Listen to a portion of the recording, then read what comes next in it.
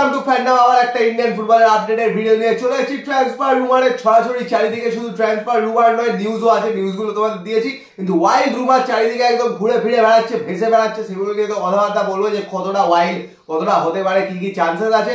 আর ইন্ডিয়ার খেলা যারা দেখোনি ভালো করেছো, আর কি বলবো, কিছু বলার নেই। মানে আমাদের কোচ এত মহান, এত সুন্দর কিন্তু ট্যাকটিক্যালি খেলিয়েছে যে জেতা ম্যাচটা একদম আফগানিস্তানকে গিফট করে দিয়ে এসছে। সেই খেলাটা নিয়েও বলবো, কিন্তু যারা এখনো ব্লগটা দেখোনি অবশ্যই দেখো। খেলা ছাড়া স্টেডিয়ামের অ্যাটমসফিয়ার, বাইরে অ্যাটমসফিয়ার সবকিছু কিন্তু ভালো ছিল, প্রচুর সাপোর্টও পেয়েছে। তো সেগুলো কিন্তু ব্লগে দেখতে হবে যারা দেখোনি, ঠিক এর আগের ভিডিওটা এবং এই ভিডিওর এন্ড স্ক্রিনে দেওয়া থাকবে, অবশ্যই গিয়ে কিন্তু দেখে নিও।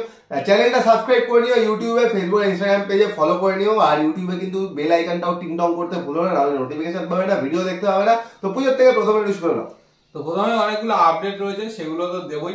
কিন্তু যেটা বললো গুড্ডু যে ইন্ডিয়ান ন্যাশনাল টিমের খেলা যারা দেখোনি ভালো করেছে, কিন্তু ব্লগটা অবশ্যই দেখো। ব্লগটা কিন্তু আমরা যথেষ্ট কষ্ট করে করেছি, পয়সা খরচা করে অতদূর গেছি, দেখলে একটু ভালো লাগে। বাট একটাই কথা বলবো যে গুড্ডুরা এর আগেও একবার গেছিল গুয়াহাটিতে ইন্ডিয়া টিমের ম্যাচ কভার করতে, তো তখনের যে ক্রেজটা ছিল বা যে পুরো প্যাক স্টেডিয়াম ছিল, সেটা কিন্তু এইবার ছিল না, অনেকটাই ফাঁকা ছিল। বাট হয়তো সেখান থেকে যারা ইনিশিয়েটিভ নেয় তারা হয়তো নেয়নি। তো যাই হোক, বাকি আপডেট গুলোতে চলে আসি। তো প্রথমে বলি যে Howrah town club CFL 5th division গ্রুপে ওদের একটা ট্রায়াল রয়েছে, সেটা স্ক্রিনে তোমরা দেখে নাও। এর সাথে আন্ডার 16 ডিস্ট্রিক্ট টুর্নামেন্টেরও একটা ট্রায়াল রয়েছে, সেটাও স্ক্রিনে তোমরা দেখে নাও। যারা পার্টিসিপেট করতে চাও যোগাযোগ করে নেবে।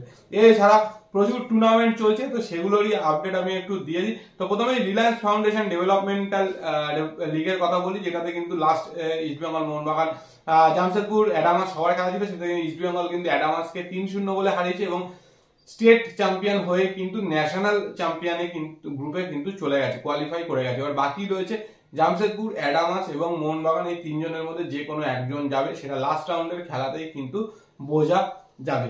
এর সাথে বলে রাখি যে সাব জুনিয়র যেই লিগগুলো হচ্ছে তাতে কিন্তু আজকে খেলা রয়েছে, মানে আন্ডার 13 আই লিগ, সেটা হচ্ছে Bidhannagar municipal sports academy versus Mohammedan sporting, এদের কিন্তু আজকে খেলা রয়েছে। এছাড়া সাব জুনিয়রের অলরেডি যেই খেলাগুলো হয়ে গেছে সেগুলো নিয়ে একটু স্কোর আপডেট দিয়ে দিই। লাস্ট যেই খেলাটা ছিল Bengal football academy versus Mohun Bagan super জায়ান্টে, সেটা কিন্তু বেঙ্গল ফুটবল একাডেমি 3-2 গোলে জিতেছে এবং ইস্ট বেঙ্গল 9-1 গোলে ইউনাইটেড স্পোর্টসকে কিন্তু হারিয়েছে। এবং তার সাথে বলে রাখি যে ইন্ডিয়ান ওমেন্স লিগ 2 কিন্তু শুরু হয়েছে, যেটাতে কিন্তু কলকাতা টিম শ্রীভূমি খেলছে, যেহেতু শ্রীভূমি আবার কন্যাশ্রী কাপ চ্যাম্পিয়ন হয়েছে। তো শ্রীভূমির দুটো খেলা হয়েছে, একটা 26 তারিখ আর একটা 28 তারিখ।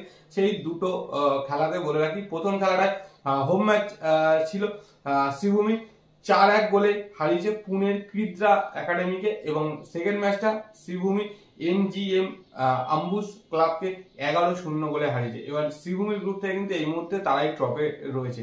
এর সাথে বাকি তো ট্রান্সফার আপডেট যেগুলো নেবো, কিন্তু তার আগে ইন্ডিয়ার খেলা নিয়ে একটু বলে নিই যে লাস্ট খেলাটার ফলে কিন্তু ইন্ডিয়ার র্যাঙ্কিং কিন্তু অনেকটাই পিছিয়ে গেছে। মোটামুটি যা ফিফা র্যাঙ্কিং 122-এ কিন্তু চলে এসছে, আফগানিস্তান কিন্তু 4-5 ধাপ এগিয়ে এসছে। তো সেখানে খুব বাজে পারফরমেন্স, মানে টিম সিলেকশন থেকে শুরু করে প্রত্যেকটা প্লেয়ারের পারফরমেন্স সবকিছু। হয়তো আমরা কোচকে তো অবশ্যই বলবো, কারণ কোচ টিম সিলেক্ট করেছে, কোচ নামিয়েছে, কোচের কোনো ট্যাকটিক্স নেই, বাট প্লেয়ারদেরও কিন্তু সেই পারফরমেন্স নেই। যেই পারফরমেন্সটা আমরা ক্লাবের হয়ে খেলি, তার সেই পারফরমেন্স কিন্তু কোনো প্লেয়ারই ন্যাশনাল টিমের হয়ে দেখা যাচ্ছে না।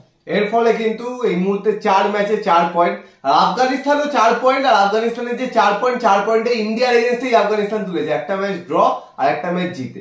এরপরে কিন্তু দুটো খেলা আছে ইন্ডিয়ার, একটা কাতারের সাথে, যেটা কাতারেই খেলা, আরেকটা কিন্তু আমাদের কলকাতায় খেলা, যেটা কুয়েতের সাথে। এই দুটো ম্যাচই এখন ভাইটাল হয়ে গেল। ইজি ম্যাচগুলো পয়েন্ট ড্রপ করলো, মানে 4 পয়েন্ট কিন্তু এখানে ড্রপ, 5 পয়েন্ট কিন্তু এখানে ড্রপ করলো, সেটাই কিন্তু ভাইটাল হয়ে যেতে পারে। এবার দেখা যাক পরের রাউন্ডগুলো কি করে। ইন্ডিয়ার খেলা নিয়ে কিছু বলতে চাই না, মানে জঘন্য ট্যাকটিক্স, কোচের আর কিছু বলার নেই, আর প্লেয়ারদেরও সেরকম পারফরমেন্স ছিল না। এবার ট্রান্সফার নিউজে চলে আসি। চারিদিকে রুমারের ছড়াছড়ি ইস্ট বেঙ্গলের স্ট্রাইকার নিয়ে। ইস্ট বেঙ্গলের নতুন বিদেশি স্ট্রাইকার আছে দিমিত্রি দিয়ামেন্তিওস নাকি আসছে। তারপরে যখন দেখলো যে দিয়ামেন্তিওস জিনিসটা একটুখানি পড়ে যাচ্ছে, তখন লিঙ্ক আপ করে দিল জর্জে পারেরা দিয়াজের সাথে। জর্জে পারেরা দিয়াজ নাকি আসছে, কিন্তু আমাদের কাছে যত আপডেট আছে বলে দিই, এদের দুজনের মধ্যে কাউকে কিন্তু অ্যাপ্রোচ করেনি, কোনো রকম কথাবার্তাও বলেনি, কোনো রকম এনকোয়ারিও করেনি। এগুলো পুরোপুরি কিন্তু রুমার। এগুলো ছাড়াও দেখলাম নাকি বিদেশি আরেকজন, যে ইন্ডিয়া এখনো খেলেনি, জেমি ম্যাকলারেন, তার সাথেও নাকি কথাবার্তা চলছে, তাকে নাকি অ্যাপ্রোচ করেছে, আনতে চাইছে। কিন্তু এটাও বলে দিই, ওনার সাথেও কিন্তু সেরকম মানে কোনো অ্যাপ্রোচ করা হয়নি বা কিচ্ছু করা হয়নি। বিদেশিদের সাথে অবশ্যই কথা বলছে। মাদি তালাল যেমন দেখলে, মাদি তালালকে কিন্তু প্রি কন্ট্রাক্ট দিয়েছে এখনো কন্ট্রাক্ট নয়, প্রি কন্ট্রাক্ট দিয়েছে, এই অফারটা করেছে, সেটা মালিদালাল মানে রাজি হয়েছে। এবার সিজন শেষে কিন্তু দেখা যাবে ওর কাছে যদি বেটার কোনো অফার থাকে নাকি ইস্ট বেঙ্গলেরটাই বেস্ট অফার আর ইস্ট বেঙ্গলেই ও জয়েন করে নেয়। কিন্তু এটা কিন্তু একটা ভালো মুভ, যে ভালো একটা মিডফিল্ডার যে কিন্তু সুন্দর খেলা ক্রিয়েট করতে পারে, এটা কিন্তু মিডফিল্ডে মিসিং ইস্ট বেঙ্গলে, সেরকম একটা প্লেয়ারকে অ্যাপ্রোচ করেছে এবং রাজিও করিয়ে নিয়েছে। তো সেখান থেকে তো দেখা যাক, এরকম লিঙ্ক আপ তো এখন প্রচুর তৈরি হবে, তো সেই জায়গা থেকে কি করে কি করে না। বাট ইন্ডিয়ান প্লেয়ার অনেকের সাথেই কিন্তু কথাবার্তা চলছে, বাট তাদেরকে কতটা কি নিতে পারবে, কতটা কি সিকিউর করতে পারবে, কারণ তারা অলরেডি যেই টিমে রয়েছে সেই টিমও কিন্তু তাদের কাউকে কন্ট্রাক্ট এক্সটেনশন দিতে চাইছে, কাউকে ধরে রাখতে চাইছে। এটা কিন্তু একটা বড় ব্যাপার। প্রভাত লাকড়ার মতো প্লেয়ারকে কিন্তু অ্যাপ্রোচ করেছে শোনা যাচ্ছে। প্রভাত লাকড়া কিন্তু অনেক পজিশনে খেলতে পারে, সেন্টার ব্যাক খেলে, সাইড ব্যাক খেলে, ডিফেন্সিভ মিডফিল্ড খেলে, সব মানে পজিশনেই খেলে। তো মানে পশ্চিমবঙ্গ থেকে উঠে আসা ছেলে, কল্যাণী থেকে উঠে আসা, তো সেরকম প্লেয়ারকে নিতেই পারে। কিন্তু এছাড়া জিতেশ্বর সিং এর মতো প্লেয়ারকে অ্যাপ্রোচ করেছে। রাহুল বেকেকে নিয়ে একটা দেখলাম, তো বলে রাখি রাহুল বেকেরটা অনেকদিন আগে বলেছিলাম যে মোস্ট প্রবাবলি রাহুল বেকে হয়তো বেঙ্গালুরু এফসি তে যেতে চলেছে, কারণ বেঙ্গালুরুর সাথে কিন্তু ওর একটা টাই আপ হয়েছে বা হয়েছে। তো মোস্ট প্রবাবলি যদি ইস্ট বেঙ্গলের ও যেহেতু খেলে গেছে সেখান থেকে যদি আসতে রাজি হয়তো ভালো, না হলে হয়তো যদি মুম্বাই ছাড়ে তাহলে হয়তো বেঙ্গালুরুতেই যেতে পারে। কিন্তু কতটা লাভ হবে রাহুল বেকে নিয়ে সেটা কিন্তু ডাউটফুল, কারণ পারফরমেন্স দেখতেই পাচ্ছ ন্যাশনাল টিমের হয়েও আর নিজের টিমের হয়েও। যাই হোক, কিন্তু অন্যান্য প্লেয়ার প্রভাত লাকড়ার মতো প্লেয়ার কিন্তু নিলে ভালোই হবে, কারণ ইয়াং প্লেয়ার, খুব একটা বেশি বয়স হয়নি, এখনো ভালো পারফর্মও করছে, আর কিন্তু মানে অনেকগুলো পজিশনেও খেলানো যায়। তো ইউটিলিটি একজন প্লেয়ার হবে, তো সেই জায়গা থেকে কিন্তু ভালো একটা রিক্রুটমেন্ট হতে পারে যদি নিতে পারে। আর জিতেশ্বর সিং কে নিতে পারলে তো খুবই ভালো হয়, কারণ জানো প্লেয়ারের কিন্তু অপশন খুব একটা বেশি নেই। আর জিতেশ্বর সিং সেই জায়গা থেকে একটা ভালো কিন্তু উইঙ্গার, যার ভালো স্পিড আছে, ওই কিন্তু ভালো ইউজ করতে পারবে বেঞ্চ থেকে নামিয়ে। তো সেই জায়গা থেকে এই দুজনকে যদি নিতে পারে, তো দুজনেই কিন্তু আমার মতে ইস্ট বেঙ্গলের জন্য খুব ভালো রিক্রুটমেন্ট হতে পারে। তো এর সাথে আরো দুটো আপডেট দিয়ে দিই। তার মধ্যে একটা বলে রাখি যে চেন্নাই এফসির প্লেয়ার বিজয় ছেত্রী, চেন্নাই এফসি রিজার্ভ টিমের হয়ে খেলছিল, সেই বিজয় ছেত্রী কিন্তু কোলন ফুটবল ক্লাব, উরুগুয়ের সেকেন্ড ডিভিশন ক্লাবে কিন্তু সাইন করেছে আপ টু এই মানে বছরের জন্য। তো ওখানে ও খেলবে, প্র্যাকটিস করবে, সবকিছুই করবে। তারপর যদি পছন্দ হয় সেখানে কিন্তু প্রফেশনাল কন্ট্রাক্ট ওকে দিতে পারে।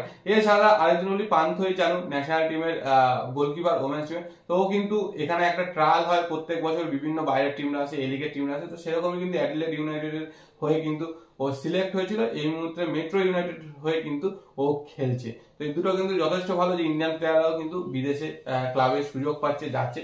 আর ন্যাশনাল টিমের প্লেয়াররা তারাও যাওয়ার চেষ্টা করে, কিন্তু পয়সা কম বলে যায় না। বাট এই মুহূর্তে মোহনবাগান রিলেটেড খবরে চলে আসি। তো মোহামেডানেরও তো আই লিগ জেতার সম্ভাবনা শুরু মানে খুবই প্রবল। লাস্ট ম্যাচটা মানে এর একটা ইন্টারকার সাথে ম্যাচ রয়েছে, সেই ম্যাচটা কি করে দেখা যাক। কিন্তু মোহনবাগান শোনা যাচ্ছে যে নতুন কোচ আনবে কি আনবে না সেটা তো একটা কনফিউশন, হাবাসকে রেখে দেবে কি দেবে না সেটাও একটা ব্যাপার। যদি হাবাস শিল্ড জিতিয়ে দেয় তাহলে হয়তো হাবাসকেও রেখে দিতে হবে।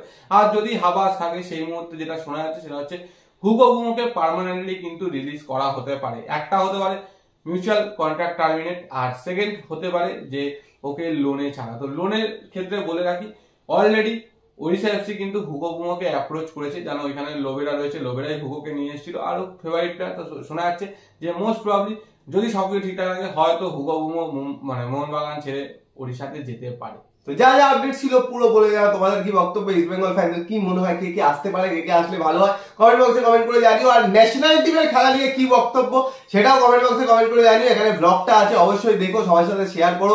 ব্লগটা কিন্তু পুরো অ্যাটমসফিয়ারটা তুলে ধরার চেষ্টা করেছি, তো অবশ্যই কিন্তু দেখো এবং শেয়ার করো। এই ভিডিও পছন্দ হলে লাইক করে দিও, শেয়ার করে দিও, চ্যানেলটা অবশ্যই সাবস্ক্রাইব করে দিও, আর বেল আইকনটা টিং টং করে দাও নোটিফিকেশন পাওয়ার জন্য। তো চলো এখনের জন্য টাটা।